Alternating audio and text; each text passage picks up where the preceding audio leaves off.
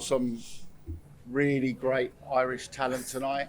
And yeah, I'll move on to the Irish talent we want to talk about here because, I think for someone who's just joined the team and watched Mick's career from the amateurs, he's someone who always appealed to me that I wanted to work with, and he's a madman, You say this to them, man. It's so funny because the presser before the fight, if you weren't there, go and have a look at it, you wouldn't recognise him. And he looked great in there tonight. He looked big in there tonight. He looked comfortable. Thought he was a bit eager in the first round. That was definitely the home crowd atmosphere that was there. I thought the corner done a fantastic job. Can't speak highly enough of Grant Smith and his team. Sort of took the gas off, but still stayed on him. And obviously the result's the result. I didn't expect it to go that quickly. So what turned into Mick wanting to sort of test himself at a very high level actually turned into a bit of a statement. You want to put it that way? People like that wording. You like to write about that. So statement was a statement from Conlan tonight to the division. Put them on notice. I like that.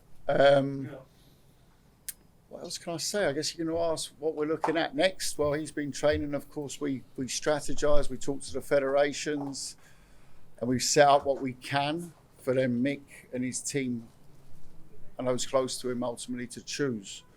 Those things have not changed from the press conference on Wednesday. Those are still massive Irish-British blockbusters. We know the names, Leigh Wood. We know the names, Josh Warrington. A couple of others maybe as well knocking about.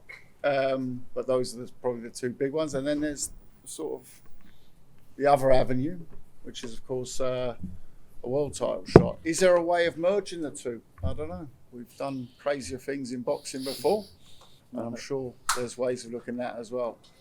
But for tonight, I think I'm just going to savour in the moment of being up there and hearing Grace and seeing him do that business in there. And a lot of beer got thrown afterwards, which was quite interesting as well. As long as they weren't throwing my own beer, I don't care. I was just about to say, I didn't know the Irish were so wasteful with the drink, but that's okay. Should have opened my mouth. So that's it from me. And look, Mick, how was it for you? It was great. Probably a bit eager at the start, but as I settled into it, it felt quite comfortable. I just felt like I'm back. You heard me screaming it after because I'm probably one of the most criticised fighters from the island at times. But I proved to myself that I'm there. And I know what I want. I still believe I can be world champion. I think tonight I showed a glimpse of that. I believe the performance still could have been better. But I said when I landed the ground, I spoke to the boys, Junaid and Dalton, and said, it won't be the first one, probably, it'll be the second one, but the third one will be unbelievable. But the second one, after the first one, just getting the rust off. The second one, the training camp, I was going, okay, it looks like we're here. Still getting the rust off in the actual ring. Now, the next one will be even better. So I'm very excited. World title is what I want. That's the route I want. And if that's not a possibility, an eliminator, a final eliminator, or if it's not a possibility, the biggest fight, the biggest money possible. Simple. I mean, the thing I'd say, and this isn't like an open conversation, I'm just trying to have it with you as well, but the advantage you have in boxing when you have a draw is that you don't necessarily need to go the eliminator route even, because a champion will always follow the money. It's professional boxing. Mick does a gate. We saw that tonight. I think a world title is an open air fight here. I think that, even with the upstairs open at the 3 Arena, I don't think it's big enough. And I think that, that sort of gets past those eliminators. You always call yourself old. I forget you're only 33, but... One thing's for sure. I want the rest of my fights either to be here in Dublin or MSG. Okay, that's when you're setting the bar there. That's the bar. It's good. I mean, as I said, this is a bit of an open conversation. You're witnessing what's supposed to be happening Monday morning at 9 a.m. But is it possible to bring George Warrington or Leigh Wood to Dublin? I like I said, I think I don't see why not. I don't see why not. It's not, it's not. It's like, why not? I mean, this was a homecoming fight. Yeah, it was against a man who maybe could have been a bit of an easier fight for a homecoming fight. It ended up being a statement win, but we didn't know that. It was a risk that Mick wanted. Or something I would like to say on the actual fight. Listen, I respect Jack so much.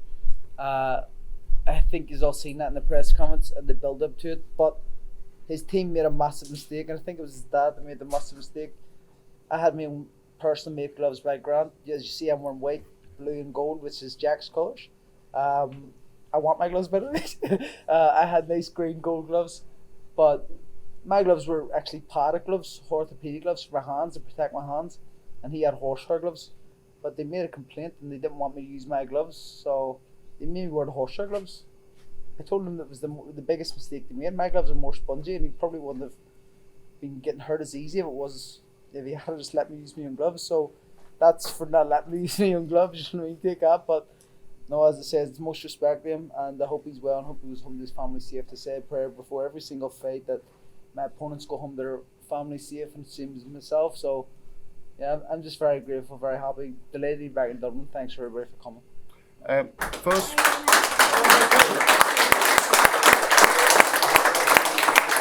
before I throw it to you, I've got a question for him. First round, you came in obviously emotional. You'd be not too much. Yeah, but it wouldn't be human if you weren't. After that entrance, so you did start. Because it wasn't just me. The corner Grant definitely pulled you off a bit. Run us through. How was it for you? When I came in the first round, I just wanted to see what he had. I like to check if he has any parts, check if he's going to crumble quickly. So I like to put a little bit on. I won't go too crazy, but if I land a shot, maybe I'll get excited. And I just like to have a nice look and maybe feel something back. So it was just taking my time and finding my rhythm, finding my flow. And once that happened, as you see, from both stances, I could work effectively. And actually, usually I get them when I'm in the southpaw stance, but I got them in the orthodox stance, and that's something me and Grant Smith worked on. We've been working on. I remember the last pad session. We were working on the bang, jab up, slip right hand. Don't tell him too much. I'll tell him just a little bit. But as I was doing it on the pads with Grant, I was feeling my hands go, fuck, that's hard. Yeah.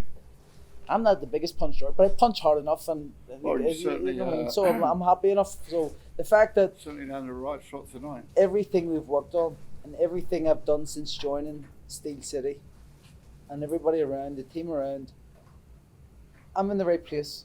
They bring me the world title, and I'm very, very grateful for them because they made me feel at home. And the respect, everything in that gym, it's fantastic. He's breeding world champions. His son's going to be a world champion in his next fight. It's a gym full of winners, and that's what I love being about. Thanks for running me. Thanks for that experience. Because the fact you said you were checking him from where I was sitting, it looked like you were looking to get him out there very quickly. Not too soon. To be honest, I bet someone says, Tim, pick a round, and they asked me what round. I says, you pick a round. And he says, round 6. And I says, okay. He says, my missus, I can't come, my missus having the kid. I says, well, okay, if I get him in round 6, I get to name your baby. And he says, what's the name? And I says, Conlan. But I got him in round 4, so it doesn't work. Right. Guys, questions? Yeah, some questions. First off. Sold out crowd in Dublin, beer throwing, celebrations going. How are you feeling? I'm unsure if the beer was thrown in celebration. I thought that was thrown from probably all angles, Nick, to be honest. This Yorkshire, not my own team. Listen, it was special. I was really happy to be back. First time fighting here in 9 years, and first time fighting in the 3 Arena. So really special, yeah. 2 questions. 1, was it emotional? And 2, what's the next word Warrington? You said yes and yes before to me. Is it still yes and yes? Listen, what makes sense? Whatever makes sense. Money. And you all know what that means. So whatever one makes more sense, whatever one is more viable and doable, You know, manners is it's yes to both of them 100%. But again, a world title is what I want. Them two boys are at the weight above now, so if I fight them, this is a catch weight. One final one. You said Dublin and MSG. Would Belfast still be in there somewhere? Of course, it's where I'm from. I love fighting in Belfast, but to be honest, I want to bring big team boxing back to Dublin. I think it's been starved over for a very long time, and you know, with Katie bringing here, the big shows have been sporadic here. They haven't been consistent, but I would like to make it a consistent thing. Mick, thanks so much. Really appreciate it. Thank you. Obviously, you said there you don't go for the world title and Josh Warrington and they were both the upper weight class. Is there anyone else who would have Magdalene as a weight class to actually move towards that shot? Listen, whoever's as the WBC title in front of me, so whoever's interim champion or world champion there is the kind of route I would like to go. Your performance. Thank you. Like, how long do you want to take off after that fight, or how long do you think until you get back in the gym? About an hour. Could be a bit now. I actually feel so fresh. It's probably the first fight I've ever felt I haven't fought. Like, you're prepared for 10 rounds, so like, Yeah. got about there before, could have been even earlier. The only reason I'm back in the ring next week is because I have to cut all the weight again. What do you feel like to land that knockout? Man, it felt great. It felt great. And as soon as it landed, I knew it was over. But when would I like to be out again? Possibly the end of the year. If not the end of the year, St. Paddy's Day. It's one of the two. And St. Paddy's Day in the 3 Arena, St. Paddy's Day in MSG, both make major sense. And in a big fight, whether it's a world title fight, whether it's a Josh Warrington, whether it's a Leigh Wood, that's my pick out of all of them. Okay, so you'll be drinking that LeGras tonight? 100%. LeGras is the best lager in the world. It's my own lager. Make sure you get the LeGras. My own beer. Okay. Need to promote it for me. I need to get. You have a non-alcoholic. No. What are you pretending you're non-alcoholic? Fuck off. Next question.